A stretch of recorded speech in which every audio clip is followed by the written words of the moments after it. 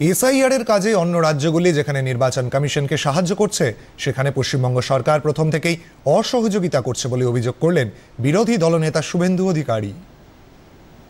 Election commission Bihar সরকারের সাহায্য পেয়েছে, পশ্চিমবঙ্গ ছাড়া বাকি 11টা রাজ্যে ইনক্লুডিং তামিলনাড়ু সেখানকার সরকারের সাহায্য পাচ্ছে। এখানে সরকার বিরোধ করছে, মুখ্যমন্ত্রী মিছিল করছেন, মুখ্যমন্ত্রী ধমকাচ্ছেন, মুখ্যমন্ত্রী তার চাকর বাকরদের পাঠিয়ে ইলেকশন কমিশনের অফিসারদের রাত্রি 1টা পর্যন্ত কালকে অত্যাচার করেছেন।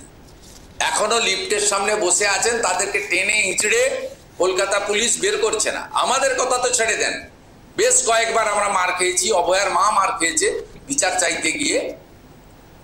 চাকরি প্রার্থীদের উপরে যে ধরনের বর্বর হামলা করেন আপনারা, মেট্রো স্টেশনের ভিতরে ঢুকে গিয়ে, শিয়ালদা রেল স্টেশনের ভিতরে ঢুকে গিয়ে, হাজরা মোড়ে কালীঘাটের দিকে কারো যাওয়ার উপায় নেই, গাড়ি থেকে নামার আগে ঠেলে ঠুলে ভিতরে তুলে দেন। আর আজকে ইলেকশন কমিশনের অফিসের ভিতরে 7টা লোককে বসিয়ে রেখেছেন যারা বিএলও নয়, আপনার পার্টির ক্যাডার। ইলেকশন কমিশনকে সাহায্য করছেন না, এরপরেও বলছেন কেন নয়, আরো উদাহরণ দিতে হবে। আমরা এখান থেকে গিয়ে ওখান থেকে লাইভ করুন। যদি প্রকৃতপক্ষে সংবাদ মাধ্যম সংবিধানের 4র্থ স্তম্ভ হয়, ওইখান থেকে লাইভ করে বলুন সংবিধান আক্রান্ত।